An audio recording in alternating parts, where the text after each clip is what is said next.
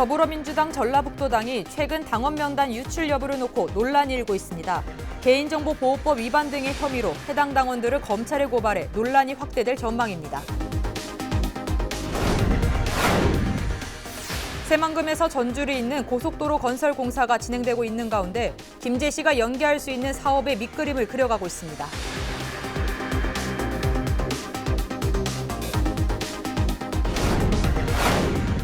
연이을 18,000여%의 불법 대부업체를 운영해 부당이득을 챙기고 피해자들을 협박 감금한 일당 6명이 경찰에 붙잡혔습니다. 약속 날짜에 돈을 갚지 못하면 이자율을 대폭 올리고 빚 독촉을 한 것으로 전해졌습니다. 전북도는 내년 총선에 제안할 총 210건의 공약을 발굴했다고 밝혔습니다. 주요 사업은 부창대교 건설과 지리산 레저파크, 전북혁신도시 연구 클러스터 구축 등입니다.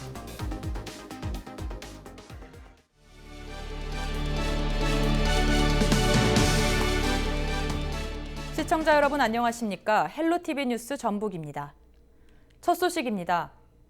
더불어민주당 전라북도당이 최근 당원 명단 유출 여부를 놓고 논란이 일고 있습니다. 지역위원회 소속 관계자가 개인정보보호법 위반 등의 혐의로 해당 당원들을 검찰에 고발해 논란이 확대될 전망입니다. 김남호 기자가 취재했습니다. 더불어민주당 남원 임실 순창지역위원회 소속 한 관계자가 최근 전북도당 소속 당원 3명을 개인정보보호법과 정당법 위반 등의 혐의로 검찰에 고발했습니다. 해당 당원들이 지역위원장 허가 없이 당원 명단 확인 작업을 벌였다는 것이 고발 이유입니다. 적발은 중앙당에서 했어요. 원래 중앙당 승인을 받아야 열어주거든요. 원래 지역위원장이 신청을 당에서 받아서 서울에 올려서 중앙당에서 승인 나야 이제 지역위원장 측에만 그것도 아주 엄격하게 해서 내려주는데 서류 이용 못하게 하고. 당원 명단 확인 작업을 시도했던 해당 당원들은 공문을 발송하는 등 절차에 따라 진행했다고 반박하고 있습니다. 다만 기존 당원 가운데 진성당원 확인을 위한 것으로 지역위원장 승인까지 받아야 하는 당규 규정은 몰랐다고 해명했습니다. 우리가 확인 한번 해보자. 당원이 얼마나 살아있는지, 그리고 당원 관리를 어떻게 해야 될지, 또 빠져있는 분들은 우리가 어떻게 독려를 해서 또 당원으로 참여해 주십시오. 이걸 해야 될 거 아니냐 해서 그걸 했는데, 우리가 이걸 도당에다가 정부식으로 공문으로 요청을 했어요. 근데 우리가 당원 당규는 몰랐었는데 결국 나중에 보니까 이게 지역위원장 승인을 받아야 되는 것 같더라고요. 더불어민주당 전북도당 측에서는 공식적으로 당원 명부를 확인해주거나 열람을 허락해 준 적이 없다고 밝혔습니다. 다만 해당 당원들이 당원 확인을 위해 공문을 접수한 것은 맞다고 답변했습니다. 예, 그 공문을 통해서 한 것은 맞아요. 그분들이 한 말이 맞죠. 본인들이 했으니까. 그것은 그분들도 당원 명부가 아니고 당원 명단이기 때문에 그렇게 지역위원장한테 허락을 받아야 하는지는 몰랐다고 말씀하셨을 텐데요. 그 이후의 부분에 대해서는 어떤 정확한 판단이 요구되는 상황인 만큼 노코멘트를 하겠습니다라고 말씀을 드린 거고요. 내년 총선이 1년도 남지 않은 상황에서 발생한 당원 명단 유출 논란. 지역민들은 총선을 앞두고 선거전이 벌써부터 과열되는 것은 아닌지 우려하고 있습니다. 헬로티비 뉴스 김나호입니다. 새만금에서 전주를 잇는 고속도로 건설 공사가 진행되고 있는 가운데 김제시 구간의 경우 앞으로 3년 정도면 완공될 것으로 보입니다.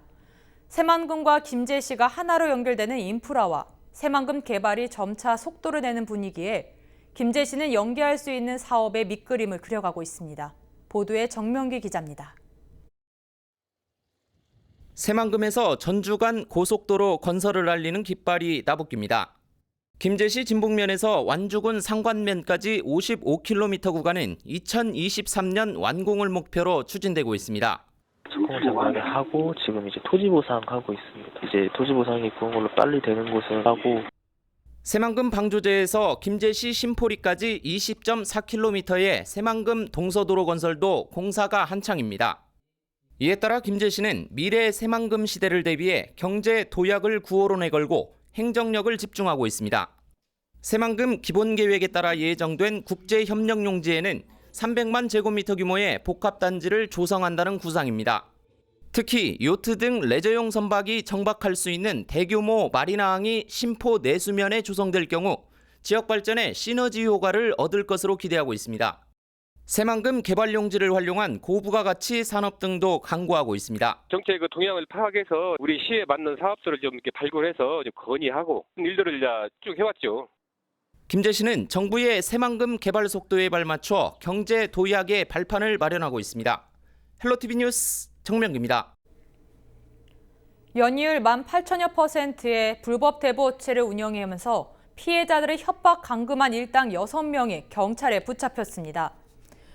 전북지방경찰청 광역수사대는 대부업 등록 및 금융이용자 보호에 관한 법률 위반 혐의로 조직폭력배 21살 A모 씨 등 2명을 구속했다고 밝혔습니다. 범행에 가담한 20살 B씨 등 4명도 같은 혐의로 불구속 입건됐습니다. 이들은 지난해 5월부터 4개월 동안 35살 C모 씨 등 31명에게 1억여 원을 빌려주고 원금의 법정 최고 금리인 연 24%를 훨씬 초과한 18,000여% 이자율을 적용해 2천여만 원을 뜯어낸 혐의를 받고 있습니다. 약속 날짜에 돈을 갚지 못하면 이자율을 대폭 올리고 빚 독촉을 한 것으로 전해졌습니다. 전북도는 내년 총선에 제안할 총 210건의 공약을 발굴했다고 밝혔습니다. 전북도는 시군과 함께 지역개발 사회기반 시설과 새만금 환경 등 6개 분야의 공약 사업을 발굴했습니다. 이들 사업에 필요한 예산은 33조 2천억 원가량입니다. 주요 사업은 부창대교 건설과 지리산 레저파크, 전북혁신도시 연구클러스터 구축 등입니다. 전북도는 추가 사업 발굴과 전문가 의견 수렴 등을 거쳐 연말까지 제안 사업을 확정할 방침입니다.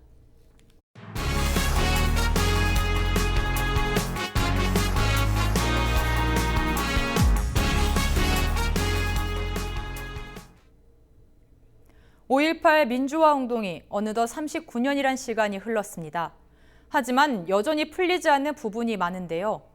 전두환 씨가 자신의 회고록에 5.18 당시 헬기 사격을 목격했다는 고 조비오 신부의 증언을 거짓이라고 적어 결국 법정에 섰지만 정작 전 씨는 사실이 아니라며 부인했습니다.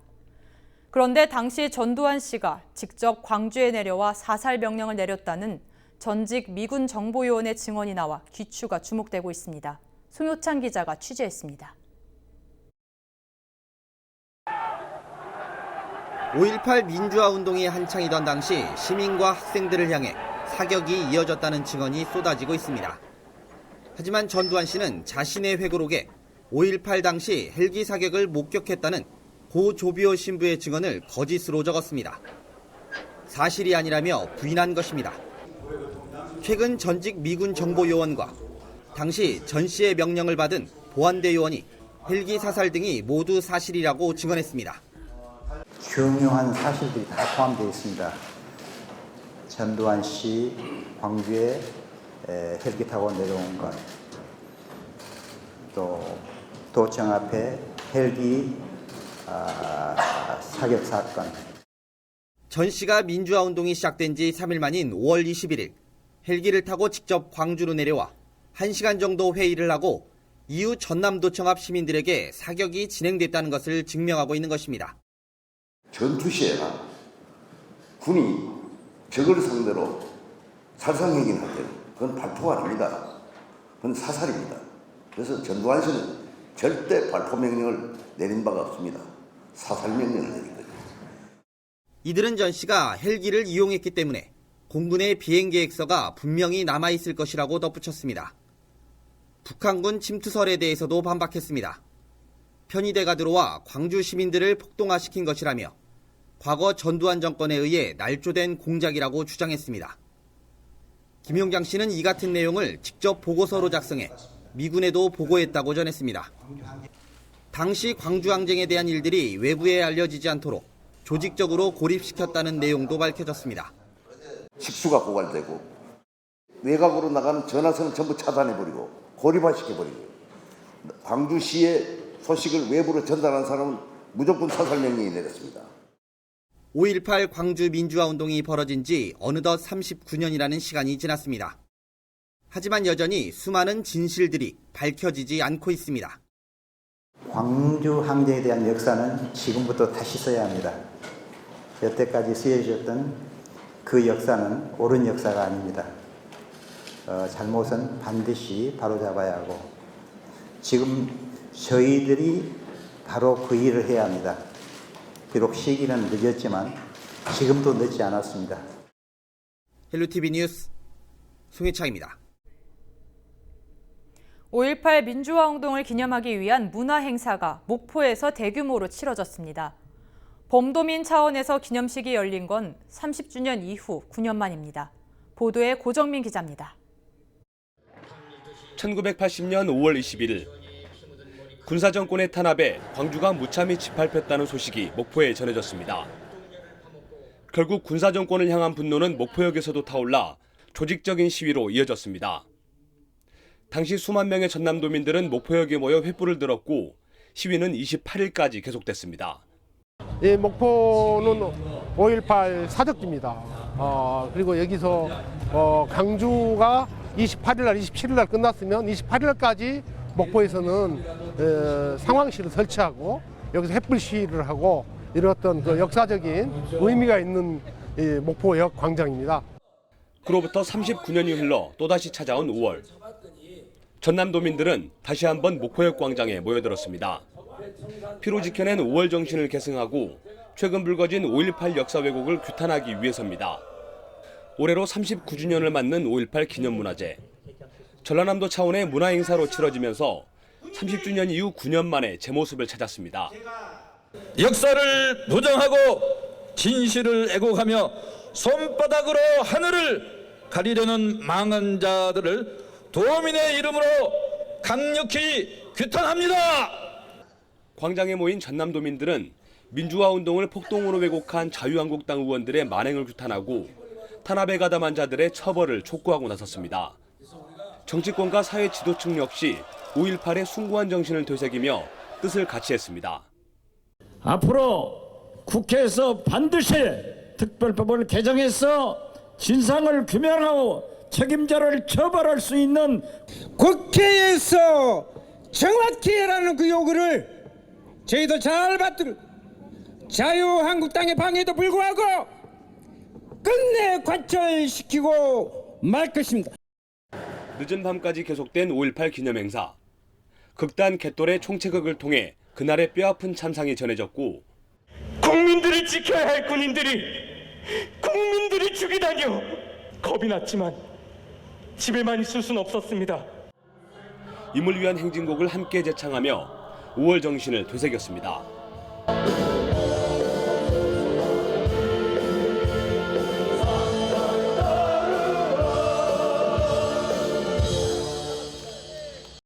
군사정권의 탄압에 짓밟힌 5.18 관련 사상자는 지금까지 확인된 것만 550여 명.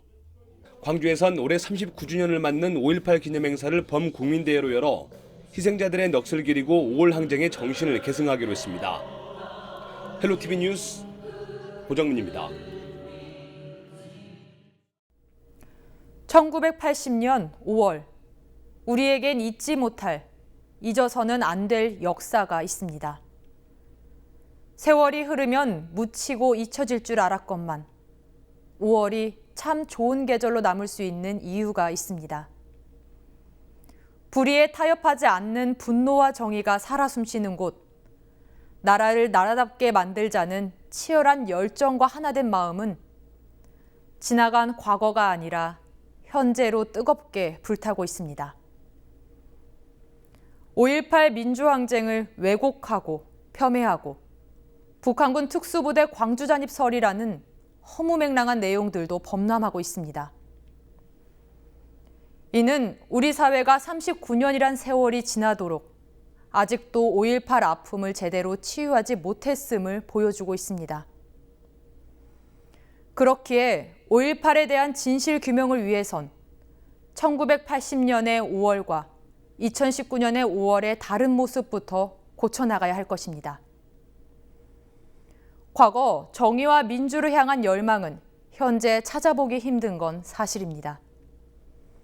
그러나 우리가 먼저 그 정신을 회복하고 계승해야 5.18을 잘 몰랐던 외부인들도 그리고 뒤따르는 사람들도 5.18 진실과 마주하고 존중할 것입니다. 세월은 흘러가도 산천은 안다. 깨어나서 외치는 뜨거운 함성. 앞서서 가나니 산자여 따르라. 앞서서 가나니 산자여 따르라.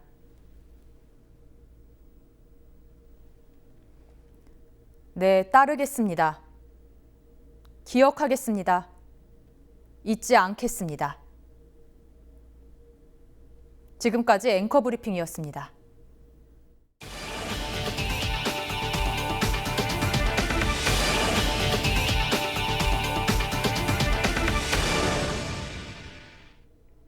전라북도의회가 지방기록물 관리기관 건립에 대한 국가예산 지원 건의안을 채택했습니다. 지방기록물 관리기관은 광역단체와 기초단체, 교육청이 생산한 30년 넘는 중요 기록물과 향토자료 등을 보관하는 공간입니다. 도의회는 지방기록물 관리기관은 의무 설치해야 하지만 수백억 원에 이르는 건립 비용으로 열악한 지방정부 재정으로는 건립하기 어렵다고 밝혔습니다. 이와 함께 기록물 관리기관 설치는 지방의 기록관리와 기록문화 발전에 결정적 역할을 할 것이라며 건립 예산의 80%와 운영비 50%를 국가가 지원해야 한다고 강조했습니다. 무장읍성이 지어진 지 602주년을 기념하는 첫 번째 행사가 고창군 무장현 관아와 읍성에서 열렸습니다. 1417년 조선시대 과거로를 주제로 열린 이번 행사는 현관 부임 행차를 시연하고 전통 외줄타기 체험과 목궁 체험 등 다채로운 프로그램으로 치러졌습니다. 특히 지난해 출토된 조선의 비밀병기, 비격진 천례의 발굴 현장을 공개하고 사진을 전시했습니다. 고창군 무장현 관아와 사적 346호인 읍성은 외구의 침입을 방어하기 위해 축성됐으며 행정과 군사 요충지 역할을 맡았던 것으로 전해집니다. 정읍시 보건소가 치매 예방 프로그램을 운영합니다. 이번 프로그램은 보건소 치매안심센터에서 오는 21일부터 9주 동안 만 60세 이상 주민을 대상으로 두뇌 넉넉이란 주제로 진행됩니다. 치매 예방 전문 인력이 진행하는 이번 교육은 기억력과 집중력 등 8가지 인지기능 향상과 치매 선별 검사 등이 이뤄집니다.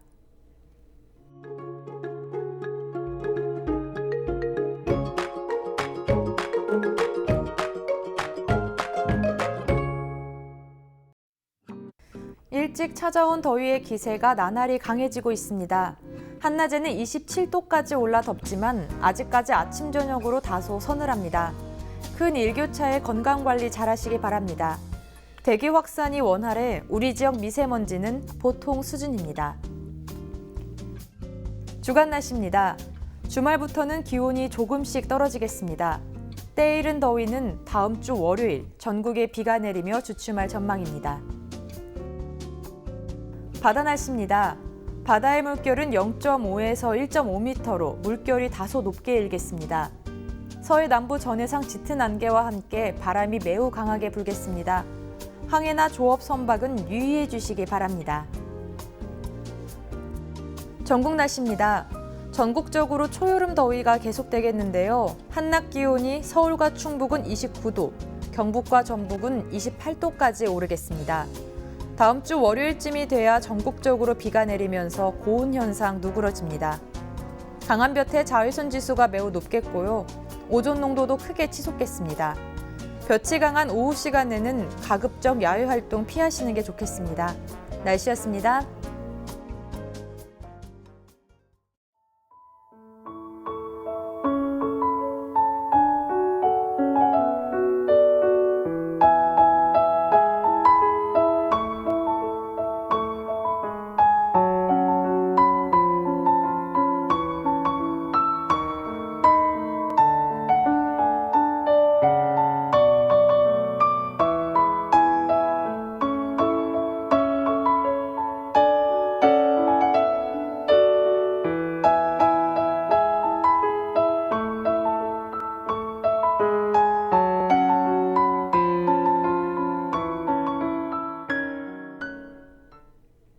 이상으로 뉴스를 마칩니다. 저희는 언제나 지역 주민 여러분 곁에 있겠습니다. 고맙습니다.